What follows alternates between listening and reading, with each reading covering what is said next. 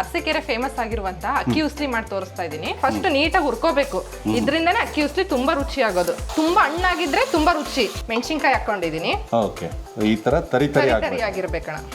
ಗಡಿ ಬಿಡಿಲಿ ಏನಾದ್ರೂ ಒಂದ್ ಮಾಡ್ಬೇಕು ಅಂದ್ರೆ ಒಂದ್ ಅರ್ಧ ಹೋಳ್ ತುರ್ಕೊಂಡ್ರೆ ಸಾಕು.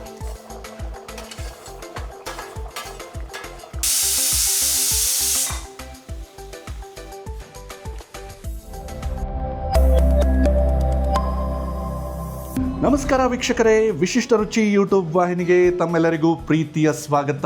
ಇವತ್ತು ನಾನು ನಮ್ಮ ಹಾಸನ ಜಿಲ್ಲೆಯ ಅರಸೀಕೆರೆಯಲ್ಲಿದ್ದೇನೆ. ಈ ಒಂದು ಸಂಚಿಕೆಯಲ್ಲಿ ನನ್ನ ಜೊತೆ ಶ್ರೀಮತಿ ಪೂಜಾ ಶಂಭು ಅವರಿದ್ದಾರೆ. ನಮಸ್ಕಾರ. ನಮಸ್ಕಾರ. ಈ ಸಂಚಿಕೆಯಲ್ಲಿ ಏನ್ ಮಾಡಿ ತೋರಿಸ್ತೀರಾ? ನಾನು ಈ ಸಂಚಿಕೆಯಲ್ಲಿ ಅರಸೀಕೆರೆ ಫೇಮಸ್ ಆಗಿರುವಂತ ಅಕ್ಕಿ ಉಸ್ಲಿ ಮಾಡಿ ತೋರಿಸ್ತಾ ಇದ್ದೀನಿ. ಓಕೆ, ಇನ್ಸ್ಟೆಂಟ್ ಆಗಿ 5 minutes ಅಲ್ಲಿ ಮಾಡ್ಕೊಂಡ್ಬಿಡ್ಬೋದು ಈ ರೈಸ್. ಬರೀ 5 ನಿಮಿಷ ಸಾಕೋಣ. ಬನ್ನಿ ವೀಕ್ಷಕರೇ, ಇಲ್ಲಿ ಸ್ಥಳೀಯವಾಗಿ ಅತ್ಯದ್ಭುತವಾಗಿ ಮಾಡಲಾಗುವಂತಹ ಅಕ್ಕಿ ಉಸುಳಿಯನ್ನು ಯಾವ ರೀತಿ ಮಾಡೋದು ಅಂತ ಈ ಒಂದು ಸಂಚಿಕೆಯಲ್ಲಿ ನೋಡೋಣ. ಈಗ ಮೊದಲಿಗೆ ಅಕ್ಕಿ ಉಸುಳಿಗೆ ಏನೇನು ಬೇಕು ಅಂತ ತಿಳಿಸ್ಕೊಡ್ತೀರಾ? ಅಣ್ಣ, ಅಕ್ಕಿ ಉಸ್ಲಿಗೆ ಬೇಕಾಗಿರೋ ಸಾಮಗ್ರಿಗಳು: 1 ಲೋಟ ಅಕ್ಕಿ, 4 ಈರುಳ್ಳಿ ತಗೊಂಡಿದ್ದೀನಿ, ಮೀಡಿಯಂ ಸೈಜ್ ಇರೋದು. ಅದನ್ನ ಮಧ್ಯಮ ಗಾತ್ರಕ್ಕೆ ಹೆಚ್ಕೊಂಡಿದ್ದೀನಿ. ಉದ್ದುದ್ದ ಹೆಚ್ಕೊಂಡ್ರೆ ಚೆನ್ನಾಗಿ ಬರುತ್ತೆ. ಹಾಗೆ ಟೊಮೊಟೊ 4 ಫುಲ್ ಹಣ್ಣಾಗಿರೋ ಅಂಥವನ್ನ 4 ಹೆಚ್ಚಿಟ್ಕೊಂಡಿದ್ದೀನಿ. ಫ್ರೆಶ್ ಕಾಯಿ ತುರಿ ಅರ್ಧ ಬಟ್ಲಿದೆ ಇದು. ಸ್ವಲ್ಪ ಕೊತ್ತಂಬರಿ, 4 ಸ್ಪೂನ್ ಎಣ್ಣೆ ತಗೊಂಡಿದ್ದೀನಿ. ಹಸಿಮೆಣಸಿನ್ಕಾಯಿ ಖಾರ ತುಂಬ ಇದೆ, ಅದು ಎಷ್ಟು ಬೇಕೋ ಅಷ್ಟು ನೋಡ್ಕೊಂಡು ಅವ್ರ ಖಾರಕ್ಕೆ ಅನುಗುಣವಾಗಿ ಯೂಸ್ ಮಾಡ್ಬೋದು ಮೆಣಸಿನ್ಕಾಯಿನ. 1 ಗೆಡ್ಡೆ ಬೆಳ್ಳುಳ್ಳಿ ತಗೊಂಡಿದ್ದೀನಿ. ಸ್ವಲ್ಪ ಹಸಿ ಶುಂಠಿ 1 ಇಂಚಷ್ಟು. ಅರ್ಧ ಚಮಚ ಅರಿಶಿನ ಪುಡಿ ತಗೊಂಡಿದ್ದೀನಿ.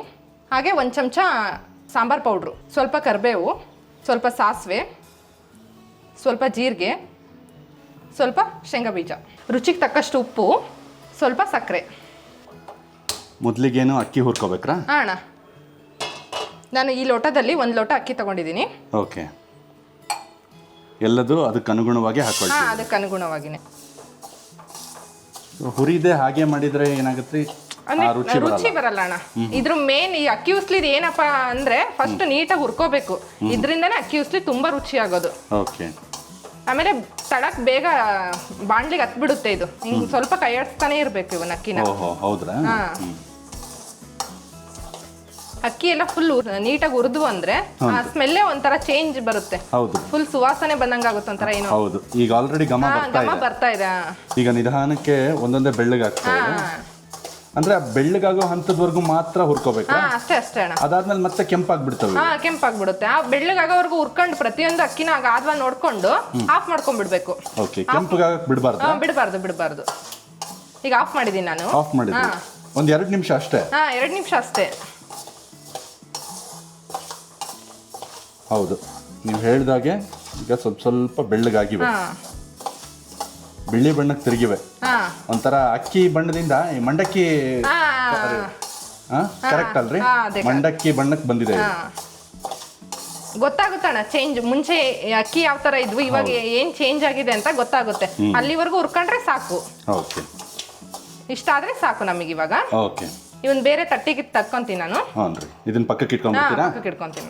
ಈಗ ಮುಂದೆ ಕುಕ್ಕರ್ ಇಟ್ಕೊಳ್ತಾ ಇದ್ದೀರಾ? ಇದು ಕುಕ್ಕರ್ ಅಲ್ಲೇ ಮಾಡಿದ್ರಾ? ಕುಕ್ಕರ್ ಅಲ್ಲಿ ಮಾಡಿದ್ರೆ ತುಂಬಾ ಚೆನ್ನಾಗಿ ಬರುತ್ತೆ. ಅಂದ್ರೆ ವಿಸಿಲ್ ಹೊಡಿಸ್ಬೇಕು ಇದಕ್ಕೆ? 1 ವಿಸಿಲ್ ಮಾಡಿಸ್ಬೇಕು. ಇವಾಗ ಎಣ್ಣೆ ಹಾಕ್ತಾ ಇದೀನಿ. ಹ್ಞೂನ್ರಿ. ಎಣ್ಣೆ ಎಷ್ಟು ತಗೊಂಡಿದ್ದೀರಾ ಅಂದಾಜು? ಒಂದು 4 ಚಮಚ ತಗೊಂಡಿದ್ದೀನಿ ನಾನು. ಓಕೆ, ಮೊದಲಿಗೆ ಏನು ಹಾಕ್ಬೇಕ್ರಿ ಇದಕ್ಕೆ? ಮೊದಲು ಶೇಂಗಾ ಬೀಜ ಹಾಕ್ಬೇಕಣ್ಣ. ಓಕೆ, ಇದು ತುಂಬಾ ರುಚಿ ಆಗ್ಬೇಕು ಅಂದ್ರೆ ಶೇಂಗಾ ಬೀಜನೇ ತುಂಬಾ ಚೆನ್ನಾಗಿ ಬರುತ್ತೆ. ಅದು ಫುಲ್ ಬೆಂದಿರುತ್ತಲ್ವಾ, ತುಂಬಾ ಚೆನ್ನಾಗಿ ಬರುತ್ತೆ ರುಚಿ ತಿನ್ನುವಾಗ. ಇವು ಸ್ವಲ್ಪ ಕೆಂಪಾಗಬೇಕು ಶೇಂಗಾ ಬೀಜ ಹಾಕಿದ್ಮೇಲೆ. ಸ್ವಲ್ಪ ಚಟಪಟ ಅನ್ಬೇಕವು. ಸೊ ಅಲ್ಲೊಂದು ಇಲ್ಲೊಂದು ಶೇಂಗಾ ಸಿಕ್ಕರೆ ಆಗ ಈ ಅಕ್ಕಿ ಉಸುಳಿ ರುಚಿ ಚೆನ್ನಾಗಿರುತ್ತಲ್ರಿ? ಅಣ್ಣ, ತುಂಬಾ ಚೆನ್ನಾಗಿ ಬರುತ್ತೆ ತಿನ್ನುವಾಗ. ಒಂದೊಂದು ತುತ್ತಿಗೆ ಒಂದೊಂದು ಶೇಂಗಾ ಸಿಕ್ಕರೆ ತುಂಬಾ ರುಚಿ ಬರುತ್ತೆ. ಶೇಂಗಾ ಎಲ್ಲ ಸ್ವಲ್ಪ ಚಟಪಟ ಅಂತ ಇದೆ, ಸಿಡಿತಾ ಇದೆ. ಹೌದು. ಈ ಹಂತದಲ್ಲಿ ಜೀರಿಗೆ ಹಾಕೊಳ್ತೀರಾ ಫಸ್ಟ್ ಅಥವಾ ಮೊದಲು ಸಾಸಿವೆ ಅಲ್ವಾ? ಓಕೆ, ಮೊದಲು ಸಾಸಿವೆ ಸಿಡಿಬೇಕು. ಇದು ಸ್ವಲ್ಪ ಟೈಮ್ ತಗೊಳುತ್ತಲ್ಲ ಅದು. ಈ ಸಾಸಿವೆ ಚಟಪಟ ಅಂತ ಸಿಡಿತಾ ಇದೆ. ಇವಾಗ ಜೀರಿಗೆ ಹಾಕ್ತಿದ್ದೀನಿ. ಓಕೆ,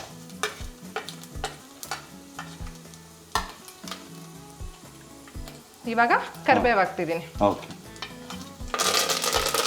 4 ಈರುಳ್ಳಿ ಹೆಚ್ಚಿಟ್ಟಿಕೊಂಡಿದ್ದೆ, ಚಿಕ್ಕ ಚಿಕ್ಕ ಉದ್ದುದ್ದ ಹೆಚ್ಚಿ. ಇವನ್ನ ಹಾಕ್ತಾ ಇದ್ದೀನಿ ಇವಾಗ.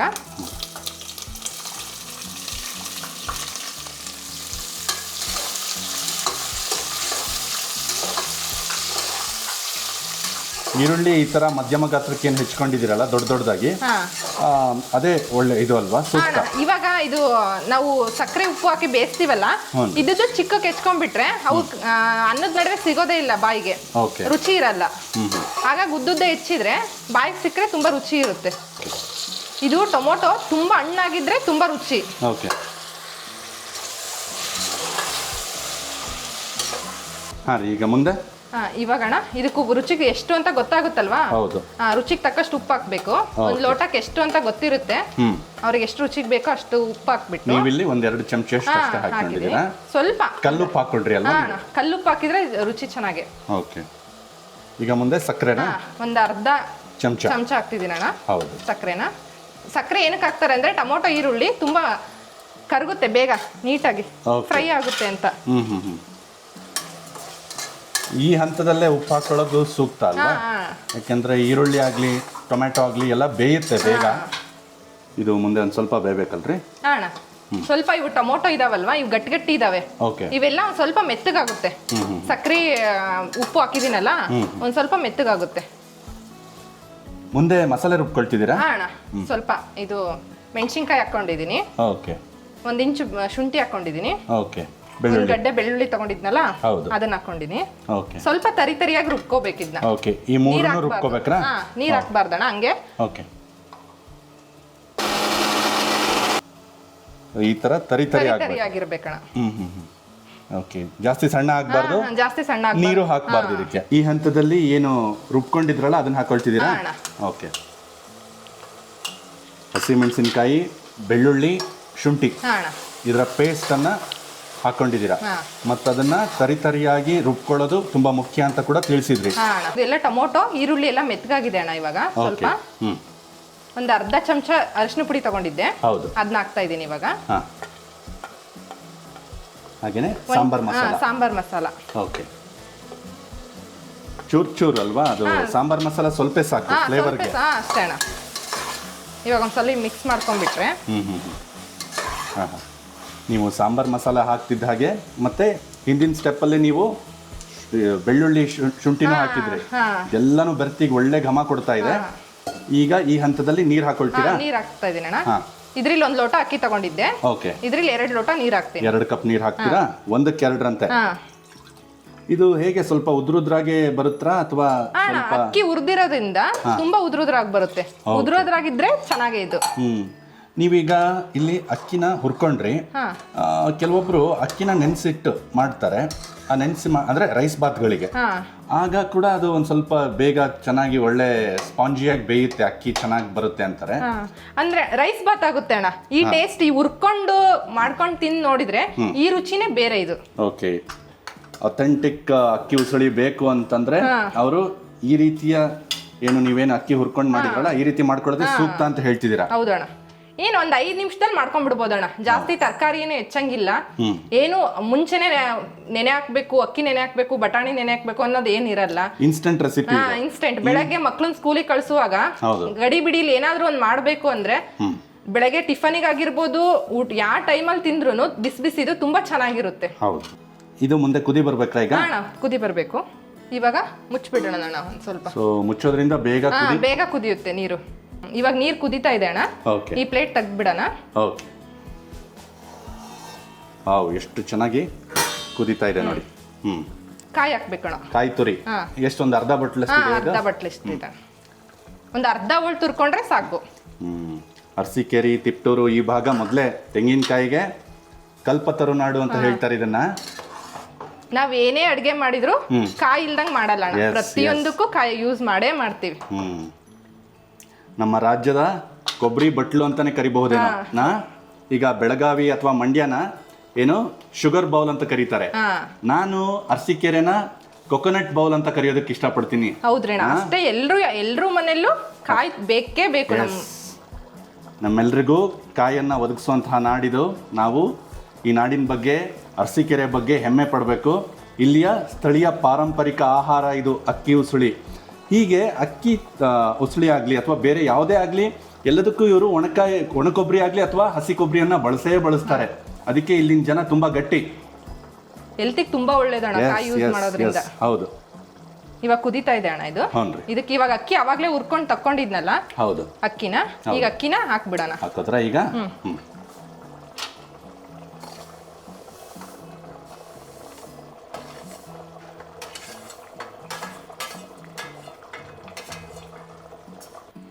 ಇದು ಈಗ ಅಕ್ಕಿ ಹುರ್ಕೊಂಡಿರೋದ್ರಿಂದ ಬೇಗನೆ ಬೇಯುತ್ತೆ, ಬೇಗ ಬೇಯುತ್ತೆ. ಮತ್ತೆ ನೀವು ಹೇಳ್ದಾಗೆ ಉದ್ರುದ್ರಾಗೂ ಚೆನ್ನಾಗಿ ಉದ್ರುದ್ರಾಗೂ ಬರುತ್ತೆ. ಇವಾಗ ಸ್ವಲ್ಪ ಕೊತ್ತಂಬರಿ ಸೊಪ್ಪು ಹಾಕ್ಬಿಡೋಣ. ಓಕೆ, ಕೊತ್ತಂಬರಿ ಸೊಪ್ಪು.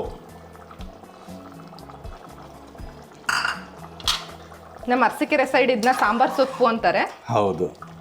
ಇವಾಗ ಇಷ್ಟ ಆಗಿದೆ ಅಣ್ಣ, ಇದನ್ನ ಕುಕ್ಕರ್ ಕ್ಯಾಪ್ ಹಾಕ್ಬಿಡೋಣ. ಓಕೆ ಓಕೆ, ಈಗ ಕುಕ್ಕರ್ ಕ್ಯಾಪ್ ಹಾಕಿದ್ರಿ.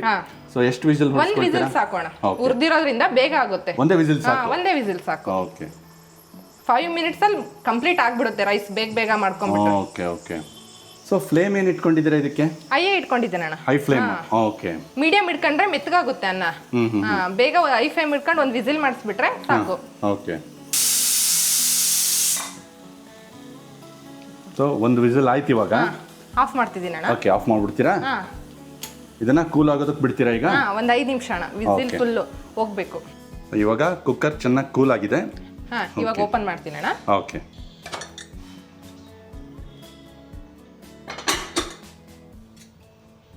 ಓಕೆ, ಚೆನ್ನಾಗಿ ಉದ್ರುದ್ರಾಗಿ ಬಂದಿದೆ ಅಂತ ಕಾಣಿಸ್ತಾ ಇದೆ. ಸ್ಮೆಲ್ಲು ಫುಲ್ ಘಮ ಘಮ ಅಂತ ಬರ್ತಾ ಇದೆ. ಹೌದು. ಸೊ ಇದೀಗ ಸರ್ವ್ ಮಾಡ್ತೀರಾ ಇದನ್ನ? ಬಿಸಿ ಬಿಸಿದು ತುಪ್ಪ ಹಾಕೊಂಡು ತಿಂದ್ರೆ ತುಂಬಾ ಚೆನ್ನಾಗಿರುತ್ತೆ. ಒಂದ್ಸರಿ ಮಿಕ್ಸ್ ಮಾಡ್ಕೊಂಡ್ಬಿಡೋಣ. ಓಕೆ.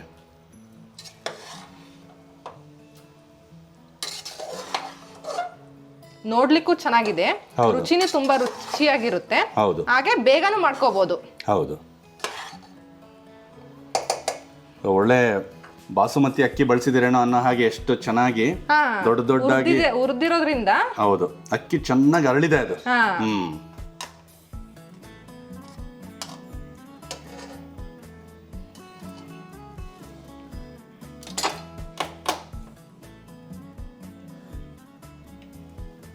ಬಿಸಿ ಅನ್ನಕ್ಕೆ ಅಕ್ಕಿ ಉಸ್ಲಿಗೆ 1 ಸ್ಪೂನ್ ತುಪ್ಪ ಹಾಕೊಂಡು ತಿಂದ್ರೆ ಆ ರುಚಿನೇ ಬೇರೆ. ಅರಸೀಕೆರೆಯ ಫೇಮಸ್ ಅಕ್ಕಿ ಉಸ್ಲಿ ರೆಡಿ ಆಗಿದೆ ಅಣ್ಣ. ಬಿಸಿ ಬಿಸಿ ತಿನ್ಬಿಟ್ಟು ಟೇಸ್ಟ್ ಹೇಗಿದೆ ಅಂತ ಹೇಳಿ. ಆಗ್ಲಿ, ತುಂಬಾ ತುಂಬಾ ಧನ್ಯವಾದಗಳು. ಬನ್ನಿ ವೀಕ್ಷಕರೇ, ಈಗ ತಡ ಮಾಡ್ದೇನೆ ಅರಸೀಕೆರೆಯ ಸ್ಪೆಷಲ್ ಅಕ್ಕಿ ಉಸ್ಲಿಯ ರುಚಿ ಯಾವ ರೀತಿ ಬಂದಿದೆ ಅಂತ ನೋಡ್ಬಿಡೋಣ. ನೋಡೋದಕ್ಕಂತೂ ಇದು ತುಂಬಾನೇ ಆಕರ್ಷಕವಾಗಿ ಅತ್ಯದ್ಭುತವಾಗಿ ಕಾಣಿಸ್ತಾ ಇದೆ. ಕೇವಲ ಇಲ್ಲಿ ಅರಸೀಕೆರೆ ತಿಪ್ಟೂರು ಭಾಗದಲ್ಲಿ ಮಾತ್ರ ಅಲ್ಲ, ಶಿವಮೊಗ್ಗದಲ್ಲೂ ಕೂಡ ಇದು ತುಂಬಾ ಪ್ರಸಿದ್ಧಿಯನ್ನು ಪಡೆದುಕೊಂಡಿದೆ. ಅಲ್ಲೂ ಕೂಡ ಇದನ್ನು ಅತ್ಯದ್ಭುತವಾಗಿ ಮಾಡಲಾಗುತ್ತೆ. ಬನ್ನಿ ತಿಂದು ನೋಡೋಣ. ಆಹಾ, ಹೇಗೆ ಅಂತಂದರೆ ಒಂದು ತುತ್ತಿಗೆ ಅಲ್ಲೊಂದು ಇಲ್ಲೊಂದು ನಮಗೆ ಶೇಂಗಾ ಸಿಗಬೇಕು, ಹಾಗೆ ಟಾರ್ಗೆಟ್ ಮಾಡಿ ತಗೋಬೇಕಿದ್ನ. ನೋಡಿ, ನೋಡೋದಕ್ಕೆ ಅಕ್ಕಿ ಎಷ್ಟು ಚೆನ್ನಾಗಿ ಅರಳಿದೆ. ಅಕ್ಕಿ ಅರಳಬೇಕು ಅಂತ ಹೇಳ್ತಾರೆ, ಹಾಗೆ ನಿಜಕ್ಕೂ ಇದು ಅರಳಿದೆ. ಮತ್ತು ಬಾಸುಮತಿ ಅಕ್ಕಿಯನ್ನೇ ಇವರು ಬಳಸಿ ಮಾಡಿದಾರೇನೋ ಅನ್ನೋ ಹಾಗೆ ಇವರಿಲ್ಲಿ ಸೋನಾ ಮಸೂರಿ ಅಕ್ಕಿಯನ್ನೇ ಬಳಸಿ ಮಾಡಿದ್ದಾರೆ. ಆದರೆ ಬಾಸುಮತಿ ಅಕ್ಕಿಯನ್ನು ಬಳಸಿದ್ದಾರೆ ಅನ್ನೋ ಥರ ಅಗಳು ದೊಡ್ಡ ದೊಡ್ಡದಾಗಿ ಚೆನ್ನಾಗಿ ಉದ್ದಕ್ಕೆ ಚೆನ್ನಾಗಿ ಬಂದಿದೆ. ಇದಕ್ಕೆಲ್ಲ ಕಾರಣ ಏನು ಗೊತ್ತಾ? ಮೊದಲು ಅಕ್ಕಿಯನ್ನು ಇವರೇನು ಹುರ್ಕೊಂಡ್ರಲ್ಲ, ಅದೇ ಮೂಲ ಕಾರಣ ಇದಕ್ಕೆ.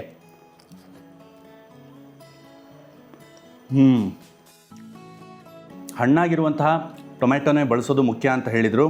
ಟೊಮೆಟೊ ಹಣ್ಣಾಗಿರೋದ್ರಿಂದ ಹುಳಿ ಹುಳಿಯಾಗಿ ಒಳ್ಳೆ ಫ್ಲೇವರಾಗಿ ಚೆನ್ನಾಗಿ ಕೊಡ್ತಾ ಇದೆ ಫ್ಲೇವರ್ನ. ಮತ್ತು ಅಕ್ಕಿ ತುಂಬಾ ಚೆನ್ನಾಗಿ ಒಳ್ಳೆ ಹದಕ್ಕೆ ಬೆಂದಿರೋದು ಇಲ್ಲಿ ನನಗೆ ಗೊತ್ತಾಗ್ತಾ ಇದೆ. ಹಾಗೆಯೇ ಇವರು ಕೊಬ್ಬರಿಯನ್ನು ಏನು ಬಳಸಿದಾರಲ್ಲ, ಆ ಕೊಬ್ಬರಿ ತುರಿ ಚೆನ್ನಾಗಿ ಇದ್ರ ಜೊತೆಗೆ ಬೆರೆತು ಇದರ ರುಚಿಯನ್ನು ಅದು ಹೆಚ್ಚಿಸ್ತಾ ಇದೆ ಅಂತಲೇ ಹೇಳಬಹುದು. ಮತ್ತು ಈರುಳ್ಳಿ ಚೆನ್ನಾಗಿ ಬೆಂದು ದೊಡ್ಡದಾಗಿ ಏನು ಕಟ್ ಮಾಡಿ ಈರುಳ್ಳಿಯನ್ನು ಹಾಕಿದ್ರಲ್ಲ, ಅದು ಕೂಡ ಇಲ್ಲಿ ಇದರ ರುಚಿಯನ್ನು ಹೆಚ್ಚಿಸ್ತಾ ಇದೆ ಅಂತಲೇ ಹೇಳ್ಬೋದು. ಹಾಗೆಯೇ ಸಾಂಬಾರು ಮಸಾಲೆ ಒಂದು ಸ್ವಲ್ಪ ಹಾಕಿದರೂ ಕೂಡ ಇದರ ರುಚಿಯನ್ನು ಇನ್ನೂ ಹೆಚ್ಚಿಸ್ತಾ ಇದೆ, ಇನ್ನೂ ಉತ್ತುಂಗಕ್ಕೆ ತೊಗೊಂಡು ಹೋಗ್ತಾ ಇದೆ ಈ ಅಕ್ಕಿ ಉಸುಳಿಯ ರುಚಿಯನ್ನು ಅಂತ ಹೇಳ್ಬೋದು. ಮತ್ತು ಶೇಂಗಾ ಒಂದ್ಸರಿ ಎಣ್ಣೆಯಲ್ಲೂ ಫ್ರೈ ಆಯಿತು, ಆಮೇಲೆ ನೀರಿನ ಜೊತೆ ಕುದ್ದು ಅದರ ರುಚಿ ಇನ್ನೂ ಹೆಚ್ಚಾಗಿದೆ. ಶೇಂಗಾ ಒಳ್ಳೆ ರುಚಿ ಕೊಡ್ತಾ ಇದೆ. ಅದ್ಭುತ ರೀ. ಸುಮಾರು ವರ್ಷಗಳಿಂದ ಈ ಅಕ್ಕಿ ಉಸುಳಿ ಬಗ್ಗೆ ಕೇಳ್ಪಟ್ಟಿದ್ದೆ, ಆದರೆ ತಿನ್ನೋ ಅವಕಾಶ ಸಿಕ್ಕಿರಲಿಲ್ಲ. ಈ ಒಂದು ಸುಸಂದರ್ಭದಲ್ಲಿ ನನಗೆ ಸಹೋದರಿ ಶ್ರೀಮತಿ ಪೂಜಾ ಶಂಭು ಅವರು ಇದನ್ನು ನನಗೆ ಮಾಡಿಕೊಟ್ರು. ಇದರ ರುಚಿಯನ್ನು ಖಂಡಿತ ನಾನು ಯಾವತ್ತೂ ಮರೆಯೋದಿಲ್ಲ ಅಂತಲೇ ಹೇಳ್ಬೋದು, ಅಷ್ಟು ಚೆನ್ನಾಗಿದೆ. ಮತ್ತು ಯಾಕೆ ಇಲ್ಲಿಯ ಜನ ಇದನ್ನು ಇಷ್ಟು ಇಷ್ಟಪಟ್ಟು ತಿಂತಾರೆ ಅಂತ ಕೂಡ ನನಗಿವತ್ತು ಗೊತ್ತಾಯಿತು. ನೋಡಿದ್ರಲ್ಲ ಎಷ್ಟು ಚೆನ್ನಾಗಿ, ಎಷ್ಟು ಅದ್ಭುತವಾಗಿ, ಎಷ್ಟು ಸರಳವಾಗಿ, ಇನ್ಸ್ಟೆಂಟಾಗಿ ಶ್ರೀಮತಿ ಪೂಜಾ ಶಂಭು ಅವರು ಈ ಒಂದು ಸಂಚಿಕೆಯಲ್ಲಿ ಈ ಅಕ್ಕಿ ಉಸಳಿಯನ್ನು ಮಾಡಿ ತೋರಿಸಿದ್ರು ಅಂತ. ಇದೇ ರೀತಿ ನಮ್ಮ ಮುಂದಿನ ಸಂಚಿಕೆಗಳಲ್ಲಿ ಇದೇ ರೀತಿಯ ಅತ್ಯದ್ಭುತವಾದಂತಹ ಪಾರಂಪರಿಕ ಶೈಲಿಯ ಖಾದ್ಯಗಳನ್ನು ನಾವು ನಿರಂತರವಾಗಿ ಮಾಡಿ ತೋರಿಸ್ತಾನೆ ಹೋಗ್ತೇವೆ. ದಯವಿಟ್ಟು ನಮ್ಮ ವಿಡಿಯೋಗಳನ್ನು ನಿರಂತರವಾಗಿ ನೋಡ್ತಾ, ವಿಡಿಯೋಗಳು ಇಷ್ಟ ಆದರೆ ಲೈಕ್ ಮಾಡ್ತಾ, ಕಮೆಂಟ್ಗಳನ್ನು ಮಾಡ್ತಾ ನಮ್ಮನ್ನು ಬೆಂಬಲಿಸಿ ಅಂತ ಹೇಳ್ತಾ ಈ ಒಂದು ಸಂಚಿಕೆಯನ್ನು ಇಲ್ಲಿಗೆ ಮುಗಿಸ್ತಾ ಇದ್ದೀನಿ. ನಮಸ್ಕಾರ.